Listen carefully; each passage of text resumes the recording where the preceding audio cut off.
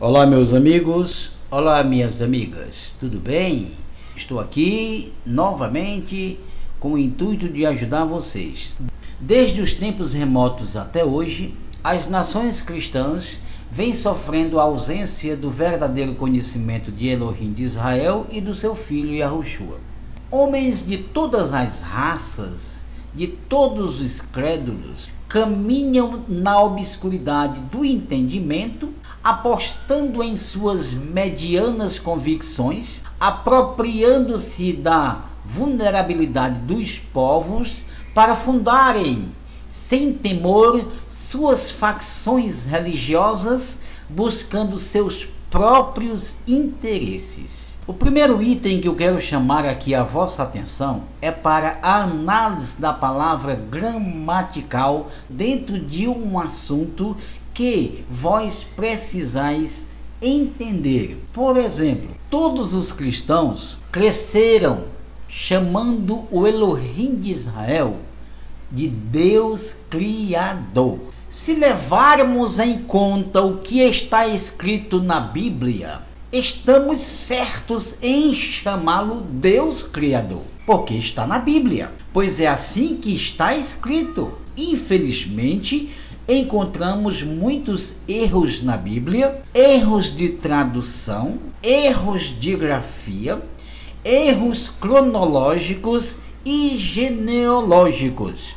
Vamos examinar um erro de gramática inserido na Bíblia, só para vocês terem uma ideia, uma noção de que nunca se pode dizer que a Bíblia não tem erros, que é um livro inerrante. Observamos que até hoje todos nós erramos quando chamamos o nosso Deus de Criador. O famoso filósofo Huberto Rodi, aludindo à palavra Criador, disse que a substituição da tradicional palavra latina crear pelo neologismo moderno criar é aceitável em nível de cultura primária, porque favorece a alfabetização e dispensa o esforço mental, mas não é aceitável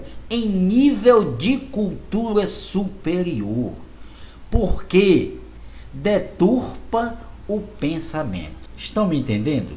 Agora veja as definições das palavras originais. Por exemplo, criar é a manifestação da essência em forma de existência, enquanto que criar é a transição de uma existência para outra existência. O eterno nosso Elohim é criador e não criador.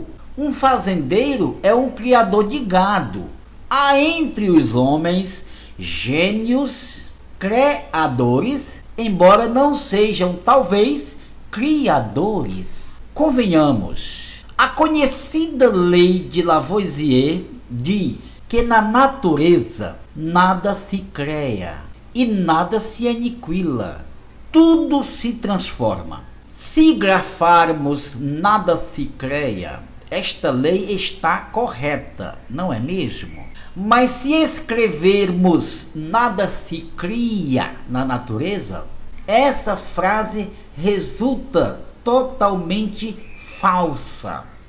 Por isso, meus amigos, eu prefiro a verdade e clareza do pensamento. Mas se alguém me perguntar, é pecado chamarmos nosso Deus de Deus Criador? Certamente eu responderia que não, mas diria que é falta de conhecimento, e sem conhecimento o homem se torna inútil perante a presença do Eterno. Oséias capítulo 6, verso 4.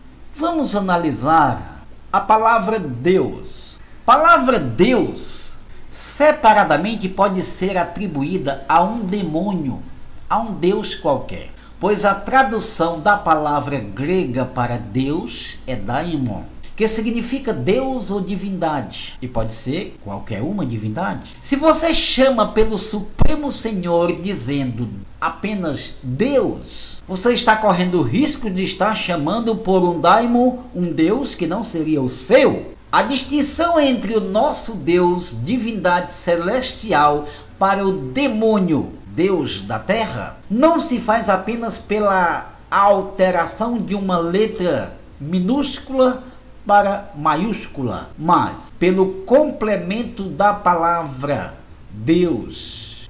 O sistema que os judeus cognominaram de Satã não vai deixar de ser Satã só porque o D minúsculo foi substituído por um maiúsculo. Estão me entendendo? Escutem-me.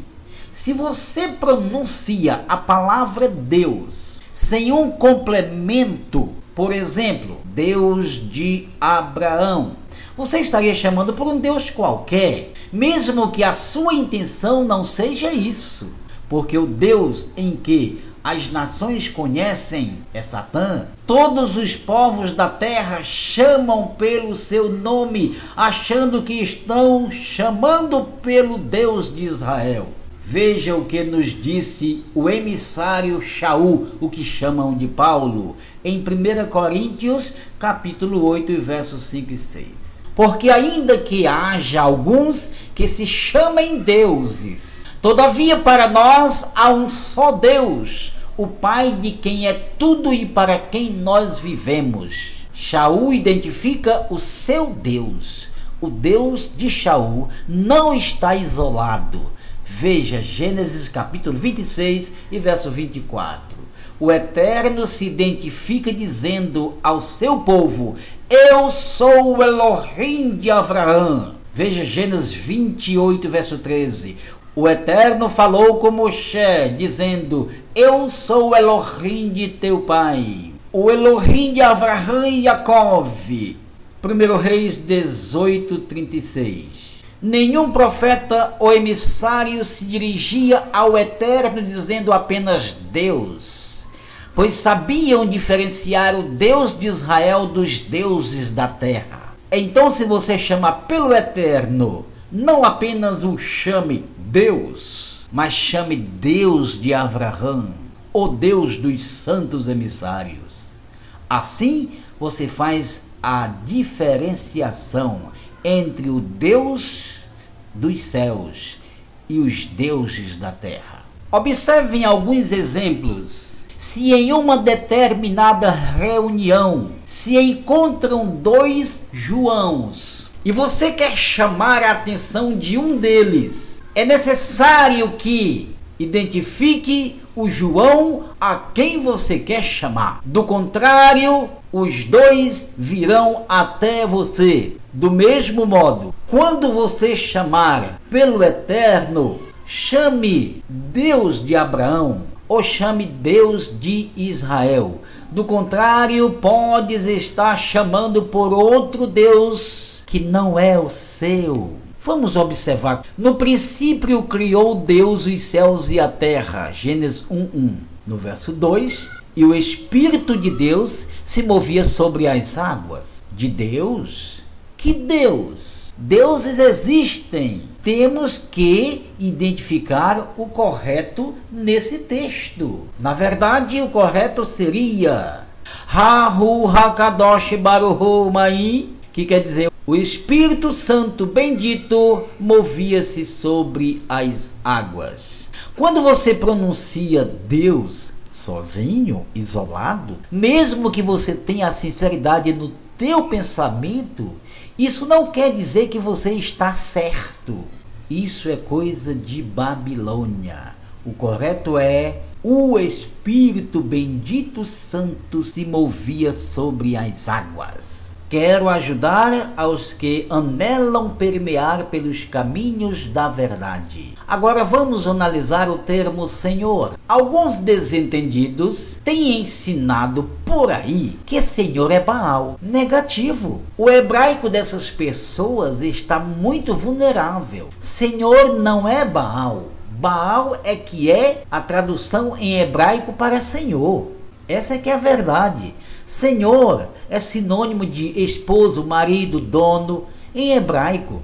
Isto significa que os pagãos cognominaram o seu ídolo de seu senhor, seu dono, seu Baal. Para os homens há muitos Baalins, mas para nós, os santos, há um só Baal, Senhor. O que você precisa ter é cuidado quando você se expressar se referindo ao Eterno como Senhor. Da mesma forma que você usa o Deus de Abraão, você também deve usar o Senhor dos céus, o Senhor de Israel, o Senhor dos santos, o Senhor dos emissários, ou o meu Senhor.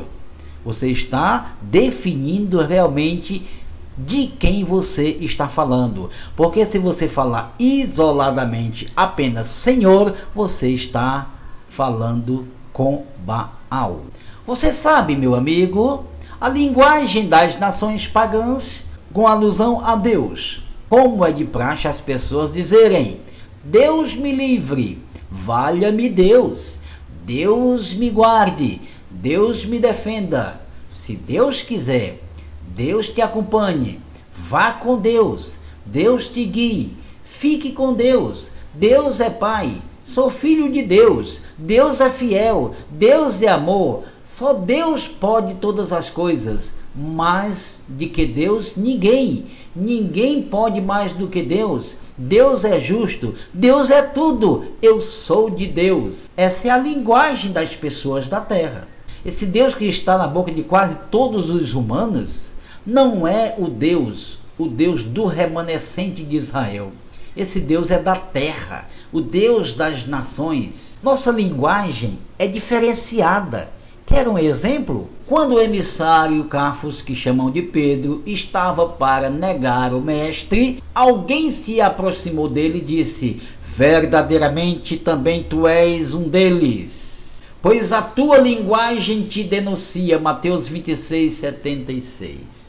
Portanto, essa linguagem que os humanos usam para chamar Deus não é a linguagem dos verdadeiros servos do Altíssimo, livres e libertados dos pecados do mundo e da Babilônia. A cristandade vive uma verdadeira utopia, ou seja, uma imensa ilusão. Primeiro, por acreditar num Deus eclético que ama todo mundo e que é salvador da humanidade. Esse Deus dos cristãos aceita os homens supostamente convertidos viverem com todos os seus rituais e costumes babilônicos. Infelizmente, os pregadores das religiões cristãs acham que estão anunciando o Messias, filho do Deus vivo, mas isso não passa de uma utopia, um tanto quanto mirabolante. Veja alguns exemplos de gafes cometidas por muitos deles. Mentem para os seus ouvintes dizendo que o Messias falou: vinde como estais. Pergunto, você que é inteligente, percebe que jamais o Messias diria uma pacovice dessas? Vinde como estais? Olha o que foi que o Messias falou: se alguém não renunciar a tudo quanto tem, não pode ser meu seguidor. É o contrário do que os pregadores dizem, ou não é? Na verdade, a cristandade vive em um mar de alucinações e permeia em busca do que jamais encontrará. O povo do Eterno que está no meio dessa cristandade deturpada precisa ser despertado. E eu estou aqui para isto, para despertar os eleitos que estão entre os cristãos. O que você pensa das Bíblias nas mãos dos cristãos? Eu comparo a Bíblia na mão dos cristãos um manual de equívocos, uma caixa de pensamentos contraditórios, um jornal de ontem, uma mesa de alimentos infectados, uma marionete jogada de mão em mão a serviço dos negociantes da terra. É isso que eu vejo. Vejam os exemplos de interpretações. Na mente da maioria da cristandade, a Bíblia não passa de um livro comum. Um livro que qualquer um pode ler e entender. Infelizmente, muitos homens lutaram por conseguir colocar a Bíblia à disposição da humanidade. O pensamento dos homens era que cada pessoa pudesse ler a Bíblia. Isso é louvável.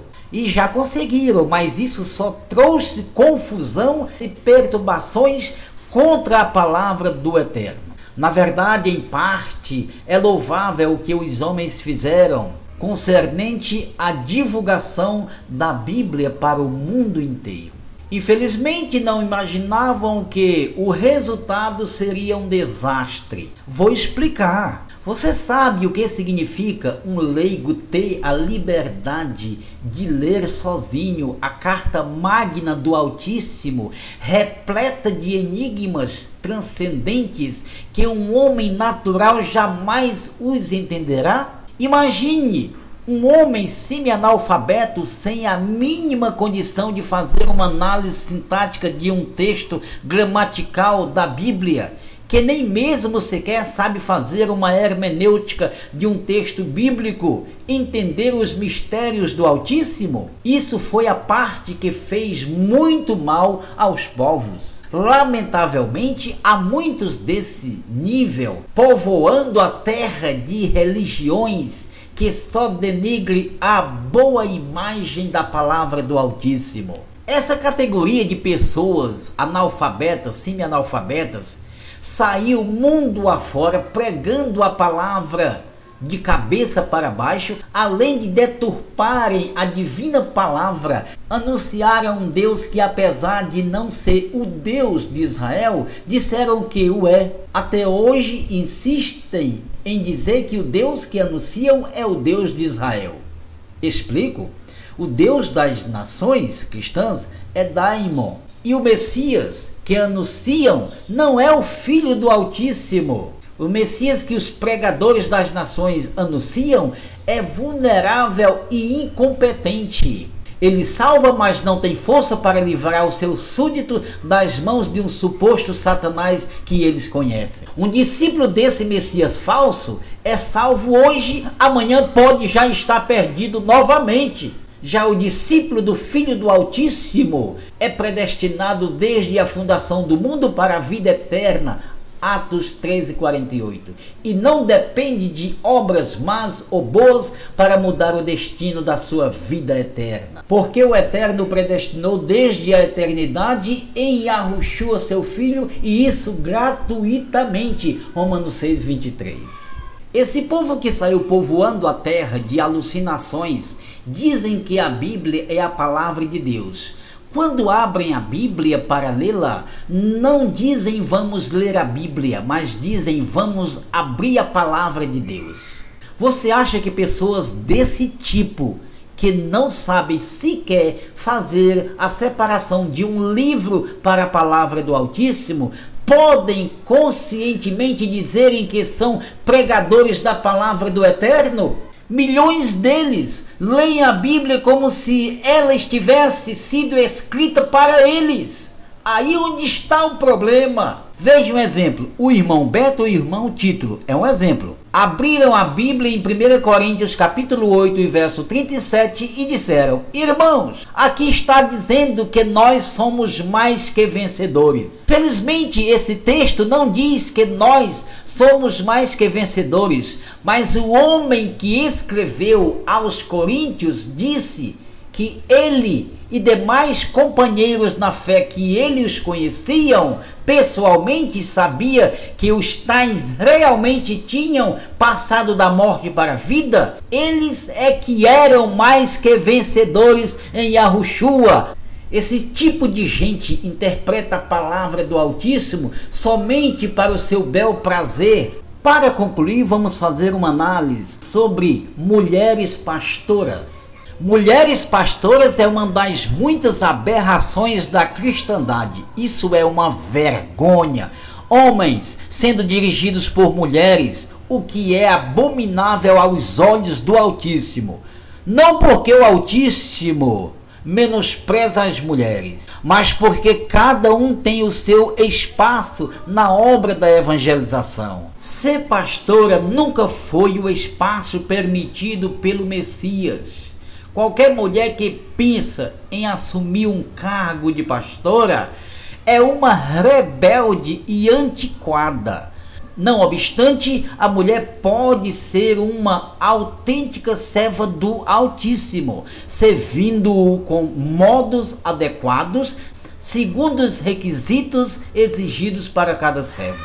Porém, ser pastora é ridículo e imoral, porque deturpa a verdadeira doutrina do Eterno.